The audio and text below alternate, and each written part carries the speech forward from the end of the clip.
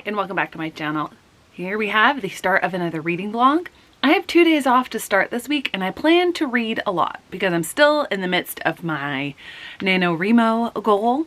I'm trying to get caught up and work ahead a little bit because I can't meet the 500 page a day minimum that I would need to get through 15,000 pages in the month of November during the school week. So I need to read a little bit more on other days. And I had said that I was going to spend these 2 days starting with and trying to tackle the entirety of Oathbringer. I still plan to do that, and that would definitely help me on my goal. I don't think, however, that I will be able to finish this whole thing in the 2 days, because when I opened this up, there was a little bit of a, not a prologue to the book, but sort of like an author's note only at the beginning. Because Sanderson mentioned Edgedancer, which is the novella that comes in between Words of Radiance and Oathbringer, and I had forgotten about this. The main character for Edgedancer is Lift. Really excited about that. I loved her interlude in Words of Radiance, and now we get more from her. So I do need to read this, but this will help me with my pages because there's 240 some pages in this book, and it's really short, so it won't take me that long. That'll help with page numbers. But then I'll get to this. This probably will be my primary through the first few days. I do want to get significantly through this. So if I can get over 700 pages in the 2 days, I'll count that as a win, and then I'll try to finish the rest throughout the week. The other books that I'm going to be tackling this week on audiobook, I'm going to finish Empire of Pain. I don't think that'll take me that long. I might actually finish it tonight, Monday night, and then that'll be another book off of my TBR. I'm really enjoying this one. And then the other physical books that I have, I'm going to see if I can tackle. Well, as far as audiobooks go, I will probably also finish Fool's Assassin because I'm about 70% through that one as well. As far as the other books that I have, probably after I finish Empire of Pain and Fool's Assassin, I will pick up The Dark Talent on audiobook because I really enjoy the audiobook versions of this. That'll bring me even that much closer to finishing my Brandon Sanderson goal. And then other physical books that I may get to if I have the time. I started this Sunday night. I got only about 44 pages into it. So this is what I will pick up after I finish Oathbringer. And then I will get to this one, hopefully, by the end of this week. And then that means in the first half of the month, I will have finished the physical TBR that I set out at the beginning of the month and clear the way for hopefully the Goodreads Choice Award. Last year, the Goodreads Choice Awards were released / announced on the 16th, I believe. So if it were the same, say, day of the week, that would be the 15th. So it would set me up really well to get to that point. Now, if we get to, say, the end of the week, so today is the 7th, 7, 8, 9, 10, 11. Okay, if we get to the end of this week and I get through all of these books, that's still probably sooner than the Goodreads Choice Awards books are released. And if that happens, I will probably just pick up another arc on my Kindle, or I may get to the other arc that I substituted last week because I didn't have access to it on my Kindle because it's one of those ones that you can't download to the Kindle. So that's the plan for this week. I am going to cut off my update here so I can go read and hopefully finish Edgedancer. Okay, we've made it to Tuesday afternoon. I was gonna say Tuesday morning, but you know, it is what it is. I started the day off with a dentist appointment. Never fun, but at the very least, I got a clean bill of dental health. Then I went and voted. The funny thing was, when I pulled up, my grandpa was going in to vote because we live in the same house, so we're gonna vote in the same precinct. And he waited for me to park, and then when I went up there, he's like, you know what's weird? Your car wasn't next to mine when I pulled out. So he's like, how did you get here after me? And I'm like, I had a dentist appointment. Oh, so that was fun. But I have been reading, not necessarily as much as I would have hoped, so I'm not as far into catching up as I thought. But yesterday I did get to 615 pages, so caught up a little bit. I am still, according for today's, it still has it above 500. I finished a book. It is at 510 pages is what it's saying for today to, I guess, get caught up. So I'm not 100% certain. I can read. So speak sometimes. I'm not even reading. Wow. Anyway, reading updates. So as far as NaNoWriMo goes, I am behind, but not much. And I still have plenty of time today to read. I am planning on listening to the audiobook during my run, but can't get that run started when I had planned because I realized that all of my running clothes needed to be washed. So I had to put those in the wash, and as soon as I finish this update, I'm gonna go switch them over to the dryer. As soon as that finishes, I'm going on a run and I'm gonna listen to my audiobook. And I'm working my way through Fool's Assassin because yesterday I finished Empire of Pain. I highly recommend this book. Patrick Radden Keefe did such an excellent job with the research in this book. This is the first book that I have read of his, but I have known about him for a while. I have had his previous book that I can't remember the title of, that I believe is about the Catholic Church in Ireland. One of those two things is correct. I've had that on my TBR for a while, but I haven't gotten to it yet. So this is the first of his books that I've read, and he is thorough with his work. He has such a way with words. There would be times when Mom and I were listening to it on the way down that we both would make some sort of audible reaction to a phrase that he had in there, a way that he phrased things, and I can't remember them, and obviously since it was audio, I didn't mark it in the book at all, but it just was, it's a cutting, wry humor almost, but the images are so clear that it's such an indictment on what's going on in this book. One of the things that I'm thinking I might try to do when I go to New York is go to the Met, because I've been to the Met before. And the Temple of Dender was there. The Temple of Dender that's an interesting story. The Sacklers were involved in getting the Temple of Dender to the Met, in financing it. I probably will talk more about that if I get a chance. But now I want to add in going to the Met again when I go to New York later this year. But, oh, Say Nothing. That book that I was trying to remember, it's right there. Say Nothing is the name of that book.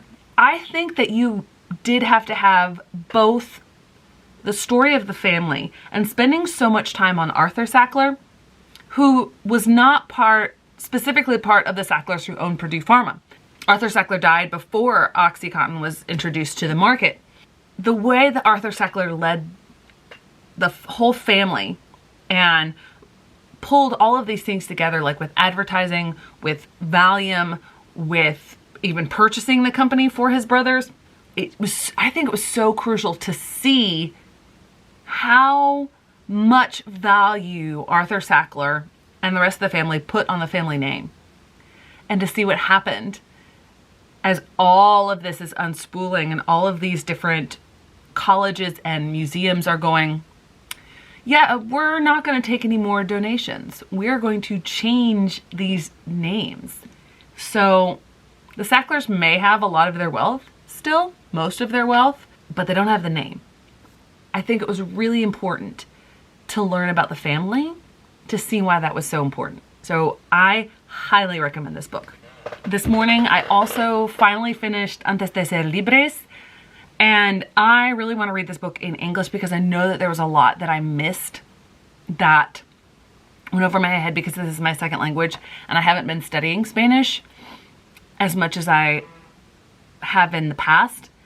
But I think this was really powerful, and it talked a lot about something that a lot of Americans won't acknowledge, and that was just how deeply involved Americans were in shaping the lives of these people in this island in the Caribbean, and it was really powerful. So I want to read it in English to get a better understanding of it. And then I am 300 pages into Oathbringer. I love this. And yes, I'm reading it faster. And yes, I think it's definitely having a different effect than I initially thought about. So yesterday I read Edgedancer, which is the novella that takes place in between Words of Radiance and Oathbringer, and also stars Lift, who is in one of the interludes in Words of Radiance. And I think it's very important to understand, because so far in Oathbringer we haven't seen Seth, but we did see him in Edgedancer just briefly, and saw a little bit of that other connection that had me like screech out loud when I was reading Words of Radiance. So I'm intrigued at the things that it's setting up. Intrigued and sort of heartbroken for some of the characters because of some of the actions that they've taken and how they have to deal with that now. This world is so complex, and it's getting even more and more complex, and Taravangian is with Dalinar right now, but he had that odd thing mentioned in Words of Radiance about his intellect, and that's being alluded to in this one, only we're not in Taravangian's perspective, because the thing about his intellect was in one of the interludes in Words of Radiance, and obviously we haven't gotten to any of the interludes in this one. So there's so much of this book still left. I have only just gotten into the less than 4 digits of pages remaining, because this is 1,248 pages. I still have 950 pages to read in this book. Yeah, I'm not going to be able to finish it today, but that's okay. My goal now is to get to 700. So I think I should probably go read. Okay, so quick update. Even though I did read a lot yesterday, I just am still working my way through Oathbringer, and of course the battery is flashing, so definitely a quick update. I just finished my run, just brushed up my hair, gonna go take a shower. It was shorter because, got out late because of a mandatory faculty meeting, and because time changed, and it's very dark out, and anyway, so shorter than I wanted.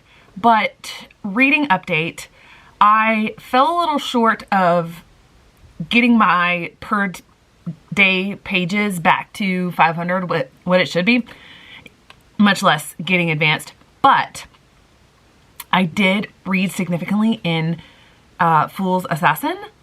Oh my word, that book. I loved it so much. It's definitely a setup book. Building so much happens in that book over 10 years. And then things happen right at the end. So I thought I had more time, but then the battery died on me. Anyway, there's stuff that happens in this book when the Fool finally reappears.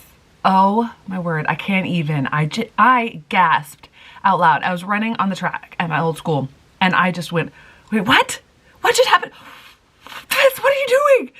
And then, okay, so, and then that final bit, the thing with Revel, like Revel was just this character, just this fussy, prim, proper steward, and like you grew to love him because of what you saw. And he had this really sweet interaction with Bee.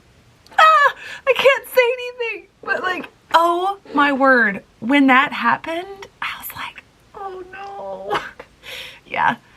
So I immediately wanted to start the next one, like binge the next one, because I had a credit on Libro FM. It wasn't downloaded, and it wouldn't play without being downloaded. So haven't been able to pick back up with that. But Robin Hobb's character work is the best I have ever read, especially in the Fitz trilogies. And I know that these last two books, especially the last one, things are going to come together in a way that is probably going to break me. Like, I am going to be, I don't tear up at books, but the way that she has made me love these characters. One other note. I watched a vlog by Booked and Busy, Erin at Booked and Busy, where she's reading the Tawny Man trilogy, and she rated it lower than I did. But she put into words something that I had been thinking of, and I was like, everybody takes advantage of Fitz and uses Fitz and just doesn't let him have anything. And all his frustrations, all the things that people get frustrated with him about, like, how could he do any better because of what he's had and how people are using him and bringing him back in things? Are we supposed to like Nettle? Because the way she's treating her father, like, yes, he wasn't in her life. Yes, the man who raised her was also awesome and is now dead. But it wasn't like he was not in her life because he's a deadbeat. Like, and the way he treats her now, the way she treats him now, and he's caring for and loving Bee, and she's like, oh, you're not really a good dad. I'm like, Nettle? And there was a thing that happened at the end of this book with Nettle. And of course, Riddle lends Fitz his strength to go through the skill pillars, and Fitz has never done this before. And the Fool also does something, and Riddle is really drained. And Riddle is, Nettle's future husband. He's the one that she likes, obviously. And she is furious with Fitz. I get that she's passionate, this is the guy she loves, etc. But there's an incident where she's asking Fitz, like, how many times are you going to apologize or something? And like, it's supposed to be showing how much she actually loves him. But at first I'm like, no, like, stop. Like, he's doing the best that he can. And I don't like you, Nettle. But anyway, as far as Oathbringer goes, I am loving it. I still am nervous for what's going to happen with Adolin because of what happened at the end of Words of Radiance. That is sort of unraveling, sort of, but it really hasn't been dealt with, and no one else knows besides Adolin. I don't want him to go down a bad path, and that's all I'm going to say. I didn't get quite to 700 pages, but I got to 600. So that's not too shabby for a day and a half reading that, because I did have to read Edgedancer first. So I'm going to go. Yes, I have a halo. Just trying to cover that up, but so you still see my head. I'm going to go take my shower and then try to get some more read. Okay, so this update is on my phone just because I'm listening to the second book in the Fitz and the Fool trilogy, and what I said before about really not liking Nettle, I can't stand her. Okay, so I get that there was a lot that went on for her that was hard to learn. Like the whole fact that the person that she thought was her father, that took really good care of her growing up, was not actually her father. Burke was the one that was the father to her. Fitz couldn't be her father. Like, he was declared dead, and it would have been a real big problem for him to come back into her life. And this is like 40 years later, and she's still holding it over his head. She's still blaming him for it, and Fitz is just taking it. Nettle, like, grow up. You're like a 40-something-year-old woman now. Clearly, he is broken and tortured over what he did, and he's trying to be your father, but not in the way that Burke was. I don't understand what her problem was. Didn't she even look at her mother, what her mother did, and how her mother forgave him because her mother loved Burke too? And yeah, I don't like Nettle. Okay, so it's Friday morning, and yesterday I didn't give all that much of an update, just that update while I was at school, and it still holds true. But I have discovered my favorite Robin Hobb character, my favorite character in Realm of the Elderlings, and it's Perseverance. So Perseverance is this stable boy who befriends Bee, and he does it just by being kind, just by being a really solid, dependable person. Then when everything happens at the end of the first book in the trilogy, your heart breaks for him because of everything that happens. And then at the beginning of this trilogy, not the beginning of this trilogy, the beginning of the second book in the trilogy, you cannot help but love this kid. He's basically a kid, probably 13, 14 years old. And everything that he's gone through. Okay, so spoilers. I'll put spoiler up on the screen. When Bee is captured by the servants, he is trying to help her and keep her safe and get her out of there. And she doesn't know this, but so he wants to go back to the stables to see if his dad and grandpa are okay. And she doesn't know this, but when he goes in there, he sees them all dead, like dead. But he still is trying to help her. Gets the horse. They're riding. They're trying to escape. And he's shot with an arrow. She's able to use her butterfly cloak to cover him and keep him safe. But because he's away, when they use the skill to fog up the memories of everybody, he's not there with them. So he's not included in that. So when he goes back, no one recognizes him. No one believes him, including his own mother, who's the only family that he has left. So he's injured. He's shot, like the arrow went through his shoulder. Everyone thinks that he's crazy because they are in the skill fog, trying not to remember. And then when Fitz comes back and recognizes him, he's so relieved. It means so much.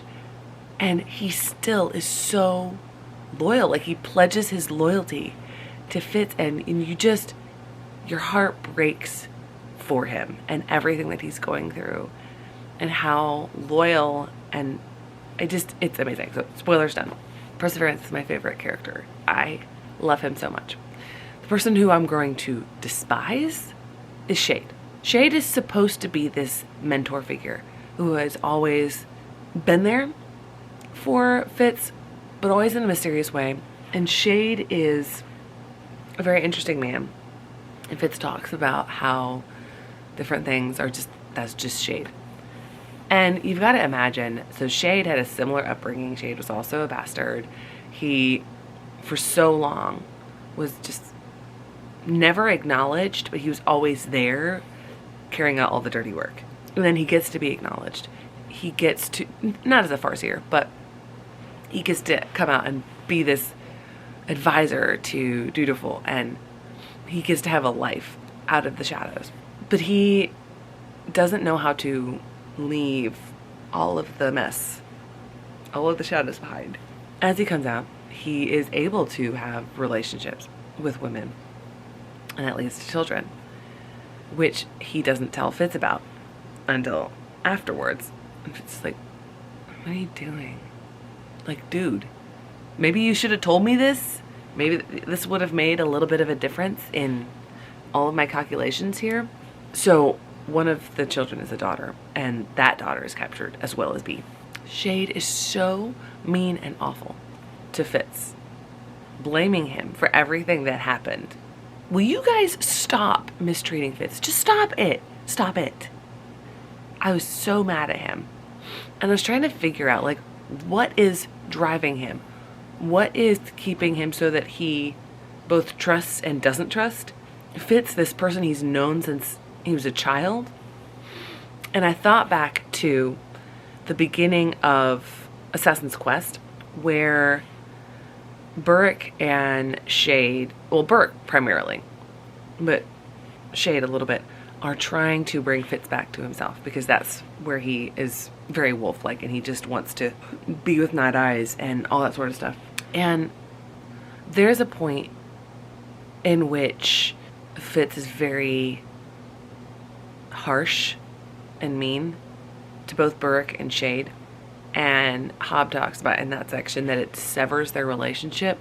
And I think, like, if this were a real person, I think that severing of the relationship, even though Fitz came back, even though Fitz was involved and Shade always kept his eye out on him, I think that's the point when Shade, because he was so hurt by the things that Fitz did, and Fitz was being a butt at that point, but I think he was so hurt that he just couldn't ever look at Fitz the same way.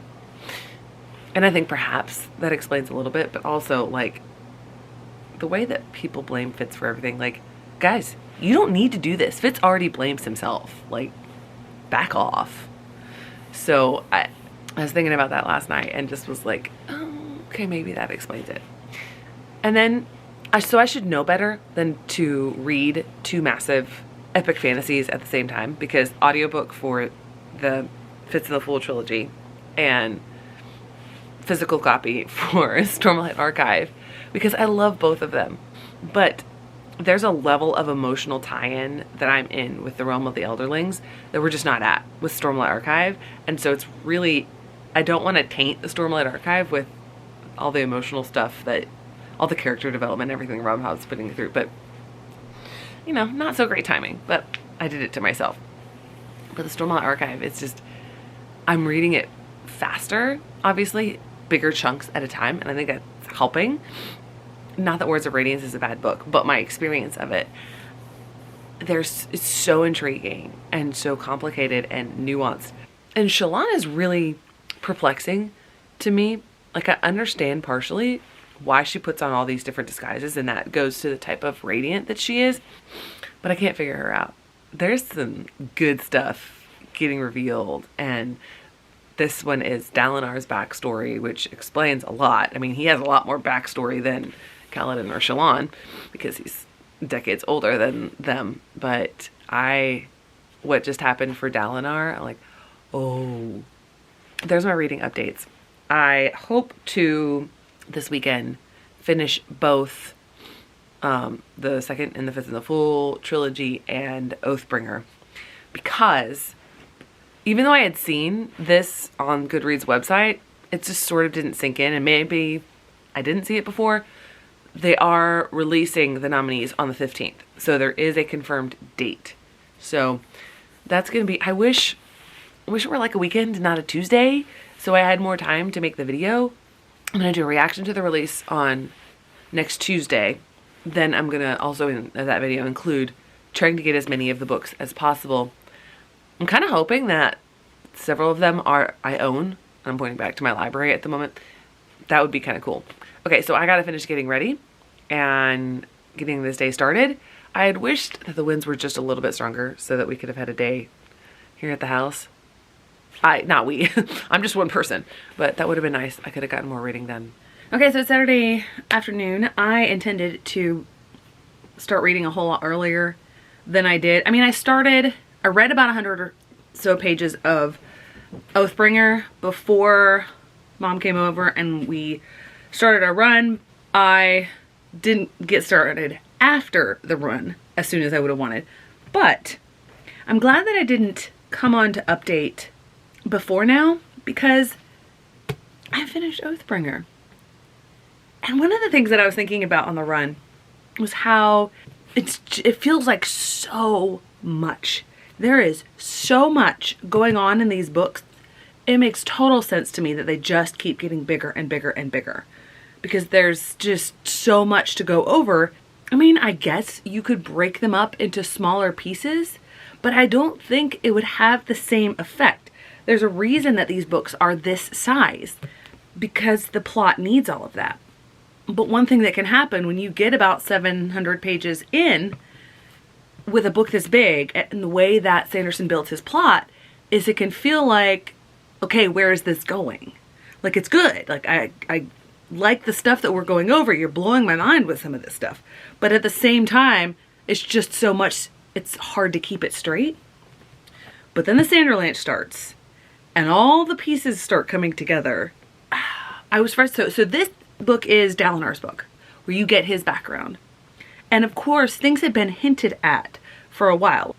So at the very beginning of Way of Kings, you find out that he doesn't have any memories of his wife. Like, he can't even hear her name when somebody else says it. It just is all garbled. It's like the wind is blowing it away. So you know there's something there. But does Sanderson tell you that in Way of Kings? No. You have to read 2,000 plus pages before you start to understand what's going on with that and why that happened. And even when you think you know what happened and why it happened, you actually don't. before you get to the final 100 pages or so, when I can't even say, obviously, because it's spoilers, but when you get to that final bit and things start to make sense and you realize what has been going on this whole time, the way that things are so intricately plotted, because so much of this stuff, so much of what is going on throughout this the groundwork started to be laid for it in Way of Kings. You know, 2,500 pages before you start to figure this out. I thought, oh, well, maybe it's gonna rank a lot lower. Maybe I'm falling out of love with it. Maybe I'm doing too much epic fantasy all at the same time. That, I think, still holds true, because, I mean, I'm doing Realm of the Elderlings and Stormlight Archive at the same time. Now, why am I doing this? I don't know. But I still love what Sanderson is doing in this. I will say Words of Radiance is still my favorite Sanderson book. Oathbringer, I think, takes third place, because I think Bands of Mourning, because of all the connections in it, will take second place. I have put a hold on The Lost Metal at my library. Obviously, I plan to buy it, but I want it in the British paperbacks to match the editions I already have, and that's going to take a little bit to come out, but I still absolutely want to read it, and I want to finish all of his backlist before 2023, the year of Sanderson, with 4 more new books. Plus, I love that I've gotten into the fandoms now, so I can get all that merch stuff. One thing I will say that brought Oathbringer down for me is the fact that the interludes, as much as people probably would have not liked it because seemed so separate, I really liked it. I liked seeing those other characters, and then later on, how those other characters came in and meshed with what was going on. But the interludes in here, they felt like they're going right along with what's going on, and then those characters from those interludes got woven in right away with the main plot. So they didn't really feel like the interludes that he set up in Way of Kings and Words of Radiance. So that just felt a little odd to me, but I still really enjoyed it. I love what is happening with the characters and how things are changing. There's so much yet to be explored with a lot of these characters. Like, I want a perspective from Renarin. We got like 3 or 4 pages from Renarin in here. Not that he wasn't in the rest of the book, but from his perspective. We need more from Renarin, and I hope that Sanderson brings that in the next one. So that was about 300 pages today, which brings me close to my daily goal, except for the fact that I am about 500 pages short of where I should be right now. So ideally, I want to get caught up and start working ahead on my NaNoWriMo goal. I need to get going. So I should probably stop talking about Oathbringer and do some more reading. I'm going to try. I don't know if I will be able to, but I'm going to try to finish this today, because I think this will, if I finish this and listen to the Fitz and the Fool book that I'm listening to right now. I think Fool's Quest is the one I'm listening to.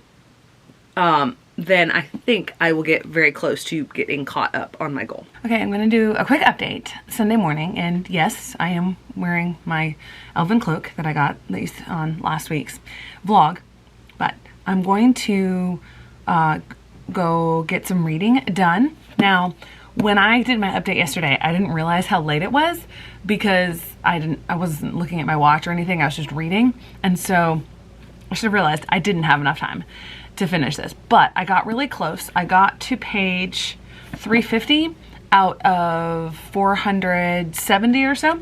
So I'm gonna try to finish this morning before I have to get back to my ridiculous class stuff. So I'm gonna try to finish this today. I'm also going to try to read all of this today. Now, I had mentioned that I was gonna try to do it as audiobook. When I went to check it out on Hoopla, it is actually a dramatized version of it, and not just an audiobook, so I'm going to read this physically. It should read really quickly because it's middle grade, and that will bring me really close to catching up with Sanderson's backlist. Some I think I need just the Arithmetist and then the new books, the 6th one in this series, and then the Lost Metal. I don't know if I'll do the 6th one in this series because it's not Cosmere related. Anyway, the plan is minimum to get these read. And then I have less than 2 hours on the audiobook for the second Fitz and the Fools book. And wow, it's like Robin Hobb's masterpiece. Things are coming together in such brilliant ways here. And Nettle hasn't redeemed herself yet. I don't know that she ever will, but there was this incident where they're trying to come through the skill pillars. And this actually happened before the last update, but I forgot about this. So he's with Shade, and Shade should know better about a lot of this stuff, but of course Shade doesn't share a lot of this stuff with Fitz. So like, why are we getting onto Fitz for this when it's Shade's problem? But anyway, because of what happens going through there, so much that Fitz has kept walled off inside himself about all the different things that he has done or not done for the benefit of the people that he loves. Like Nettle, he loves Nettle. He never didn't want to be part of her life. He always wanted to be part of her life. And after this incident where so much is revealed to them, and obviously Nettle, who's really strong in the skills, sees all of this, she comes around and goes, oh wow, I have been really too harsh on you and I'm at fault for a lot of this. So, okay, a little bit of redemption for you there, Nettle. I'll give you that. But the plan is to finish this and hopefully read this today. And that will mean that of my physical TBR that I need to get read before the Goodreads Choice Award books are listed, made publicly available, whatever, I just have this. And of this one, which is a memoir, so it shouldn't be take too long. It's less than 200 pages. It's 199 pages. So if I want to make both my page goals and get ready for the Goodreads Choice Awards, I should be able to read all of these before the Goodreads nominees are listed. And so now I'm going to go read. Okay, so I haven't gotten to read yet because I just realized that I forgot to talk about this book, and that was one of the reasons I was going to talk about it, give you a partway through, almost all the way through, update. And I see now why this book is so lauded, but people think so highly of this book. I love the way that Ayana Gray is weaving together all of these different aspects of African culture, and I don't know the specific parts of Africa that it's talking about, so I won't speak to that. But these two characters, they are the main characters, Kofi and Ikon, and they're both mentioned on the back of the book. Well, one thing that you notice as you're going through is periodically you will also get a perspective, a chapter from someone else, and you can tell, I could tell starting through, like, this person, the other person, is not in the same time period as the main characters. And I've just gotten to the point last night where it's revealed who that person is. And I'm like, yes, I predicted it. I could tell that there was something about that person that put them in a different part of the world and the goings on. And I love how she's setting this up and how she's delving into the characters' background. Like, they want to go, so Kofi wants to not kill this mythical creature, because, okay, so Kofi is an indentured servant at the Night Zoo, which is where they have all these mythological creatures. Some of them seem very similar to what we have in real life and some not. Her father had made really bad business decisions, basically, and so her parents had to indenture themselves to pay off the debts. But then her father catches this illness, this plague-like illness, shortly after, and dies. And because of their inheritance laws, what does she inherit? His debts. And so she and her mother are now indentured servants, but they're about to pay off their debt, and some things happen. It gets really complicated, and she ends up saddled with a lot of debt.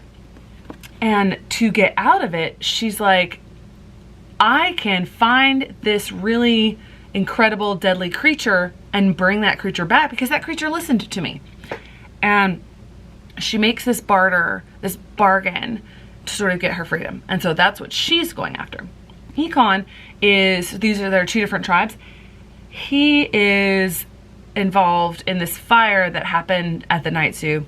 She tries to escape, and he's trying to become one of the Sons of Six, which is this highly lauded, not vigilante, but like military group that his brother's part of, his father was part of, and he's almost there.